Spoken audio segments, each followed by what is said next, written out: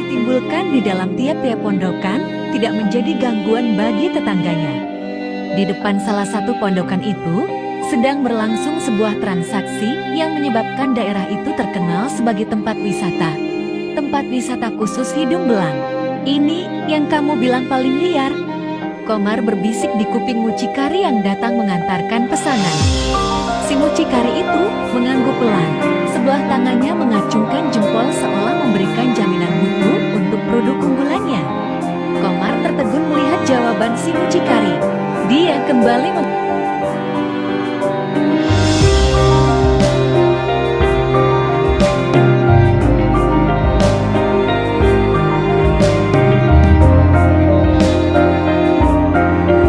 SPD ++ part 2.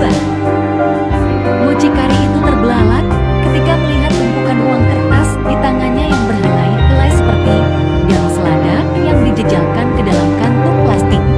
Tanpa hitung lagi dia mengangguk dan berjalan pergi.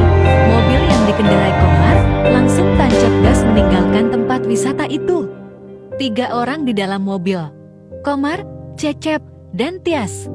Tias duduk tenang di bangku belakang, sama sekali tak ada raut wajah yang menandakan takut atau cemas sejak dibawa untuk jangka panjang. Tidak sekalipun dia melemparkan pertanyaan. Cecep sesekali memutar kepala ke kiri dan kanan jalan. Namun ekor matanya melirik Tias, ingatan mengenai kemarin malam masih melekat erat bagai kuil lapis di dalam kepalanya.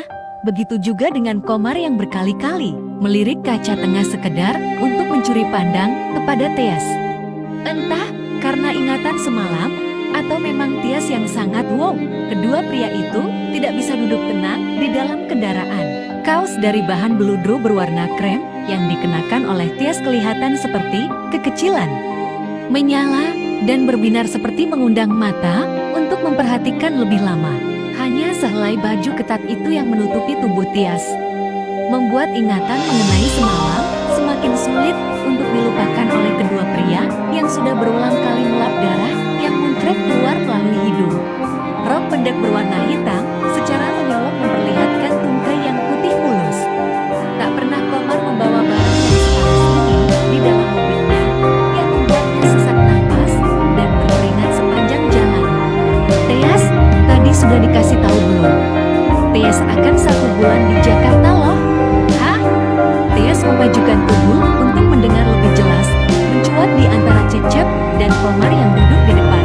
Hawa panas itu semakin membakar kedua pria yang duduk di depan. 2 kali Komar menggunakan jemari tangan untuk menguji AC mobil. Rusak kali ya? Tadi dikasih tahu nggak?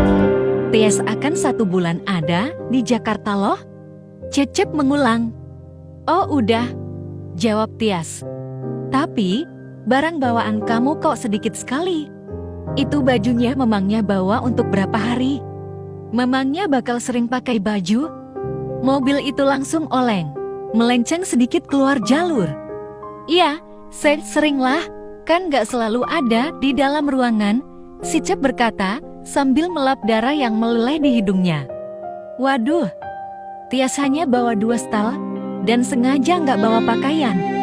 Mobil kembali oleng dan Komar kembali membuka bungkus tisu yang baru. Ya nggak apa-apa, nanti di Jakarta pasti ada pakaian sih. Tapi pakaian di dalam kantor agak-agak gimana gitu. Wajah Cecep sudah agak pucat, kembali dia harus mengusap hidungnya dengan tisu. Agak gimana maksudnya mas? Ya, kita memang juga ada pakaian, tapi berhubung kantor kita bergerak di bidang sex toys, jadi pakaian yang ada di kantor itu hanya kostum-kostum yang seksi. Itu saja. Aku mah, asalkan seksi aku pakai mas. Paling males kalau pakai baju yang gak menarik perhatian. Tias tersenyum menggoda. Bau amis darah kembali tercium. Sekarang wajah Cecep pucat pasti kekurangan darah. Mobil kembali oleng tak mengikuti markah jalan. Bukan hanya maniak, Tias ternyata juga seorang ilsi.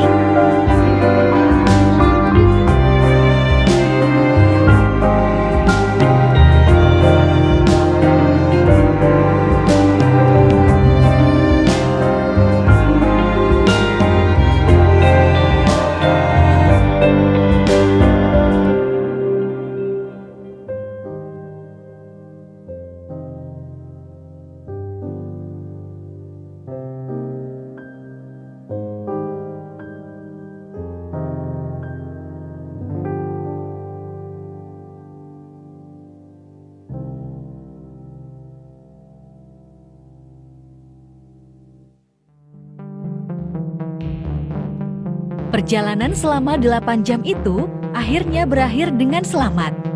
Mobil meluncur mengarungi sebuah jalan kecil, namun cukup besar untuk dilintasi dua mobil yang berpapasan, meskipun harus saling merayap pelan. Theas, yang duduk di belakang, tertidur. Sungguh luar biasa mengingat, dia ini sama sekali tidak tahu akan dibawa kemana, oleh siapa, dan untuk apa, namun bisa tidur tanpa beban seperti itu. Cecep turun, membuka sebuah pagar besi, dan membiarkan Komar meluncur masuk ke dalam sebuah halaman beralas, batu kerikil, dan rumput. Sebuah bangunan berlantai 3 yang bentuknya sekolah menjulang di depan. Keremangan malam membuat gedung itu hanya terlihat seperti bayang-bayang berwarna abu yang menyaru dengan warna awan pada saat malam. Seppi dan Sunyi, Tias bangun dan mengikuti mereka berjalan melalui jalan setapak.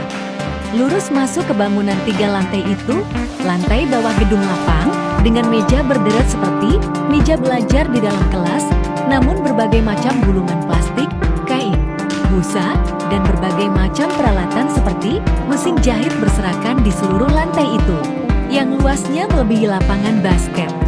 Sebuah workshop. Tias berkedip beberapa kali, berusaha membiasakan pandangan matanya dengan lampu pijar di dalam ruangan yang terang benderang, membuat malam seperti siang. Baju berbahan beludu berwarna krem yang dikenakannya seperti bercahaya memantulkan sinar lampu. Warna baju itu menyaru dengan warna kulit, dari jauh seolah dia tidak mengenakan baju. Namun apa pula bedanya, baju itu sendiri ketatnya sudah seperti kulit membungkus daging, mencetak seluruh lekuk tubuh, dan memperlihatkan 2 buah tonjolan kecil seperti kancing di bagian dada. Mau ngapain kita di sini? Tias bertanya dengan suara yang serak-serak basah. Kamu akan tinggal di gedung ini, kamu tinggal lantai 3, di atas lengkap, seperti rumah, kata Komar. Lengkap? Tanya Tias sambil mengejapkan mata. Ya, memang disiapkan untuk penginapan karyawan. Ada cowoknya nggak? Tias setengah berbisik sambil melemparkan senyum, berjalan pelan, dan seolah tak sengaja tubuhnya bergesekan dengan tubuh Komar. Komar dan Cecep kembali melap hidung mereka. Kami berdua juga tinggal di sini, biasanya hanya kami berdua yang jaga. Suara Cecep terdengar parau, seolah udara yang terhisap olehnya tidak mencukupi untuk mengolah tenaga yang dibutuhkan untuk berbicara, seperti orang yang barusan menyelesaikan maraton Sabang Merauke. Oh, jadi cuma kita bertiga? Waduh, bahaya dong. Tias terkekeh dan lagi-lagi menggesekkan tubuhnya kepada mereka berdua. Komar dan Cecep mulai terpancing. Bahaya apa? Tanya Komar. Bahaya? Bisa nggak berhenti sampai peri ini? Dia cekikikan. Dia sekarang nyempil di tengah-tengah Cecep dan Komar. Kedua lengannya direntangkan mengalungi leher kedua pria yang sekarang terbelalak menatap 2 buah gunung yang bagaikan memberontak di balik selai kain bulu yang melekat bagaikan kulit itu. Kita naik aja. Ini sudah malam. Kita semua belum makan, juga perlu mandi, kata Komar sambil meneguk ludah, berusaha memenangkan pertarungan yang berat sebelah untuk melawan hasrat di dalam hati. Pertarungan menjadi tidak berimbang, karena yang seharusnya dirayu, sekarang malah merayu. Mereka mulai melangkah, tertatih-tatih, karena Tias masih menggelindat manja. Iseng Cecep tangan Cecepa mulai bermain. Dia melingkarkan lengan kanan ke pinggang Tias yang berada di sebelah kanannya. Tias diam. Tangan Cecep semakin mendaki naik, bergeser perlahan hingga mengatuk ke gunung Tias yang sebelah kanan. Sedikit pun tak ada perlawanan dari Tias. Tangannya tetap terentang, terbuka lebar merangkul Cecep di kiri dan Komar di kanan. Sambil berjalan, tangan Cecep sibuk meremas dan jari tangannya bermain. Tias yang mulai mengeras. Komar jelas menyadari perbuatan temannya, tak mau kalah, dia juga menggerakkan tangan kirinya melingkari tubuh Tias yang berada di sebelah kirinya. Tangannya sekarang di gunung Tias. Lantai 2 itu hanya berjumlah belasan anak tangga. Namun ketika tiba di lantai 2, napas mereka bertiga sudah seperti pendaki gunung. Mata Tias sudah setengah terpejam menikmati permainan jari kedua lelaki itu. Hembusan napasnya mulai terdengar mendesak. Dia hanya setengah sadar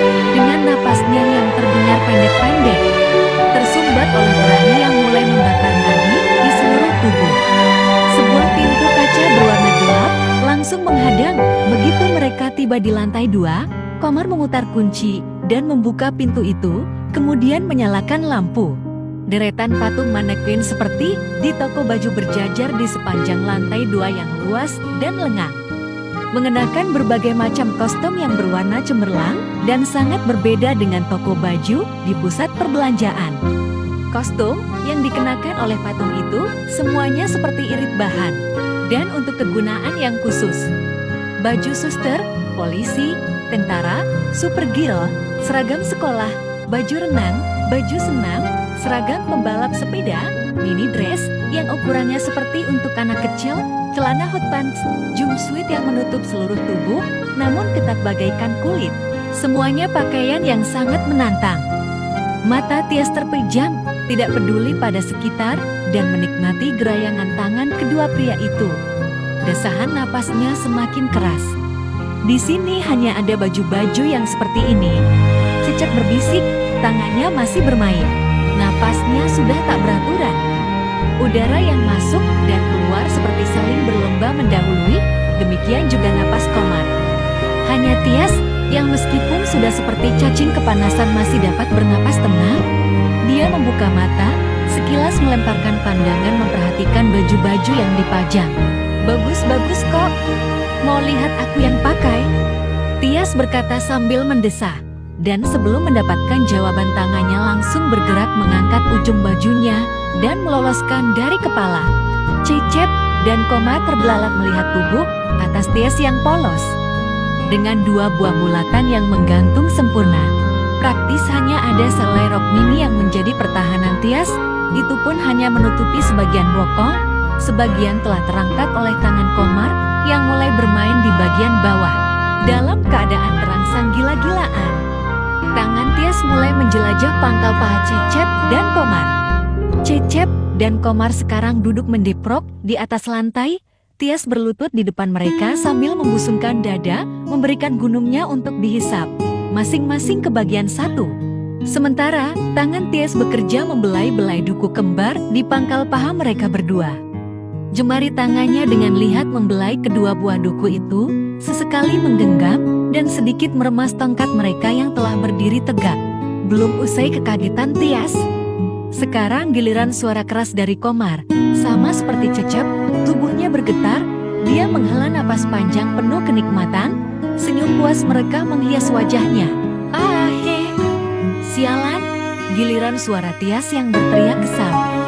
Dia membanting-banting kakinya, kepalanya sudah hampir meledak oleh berahi.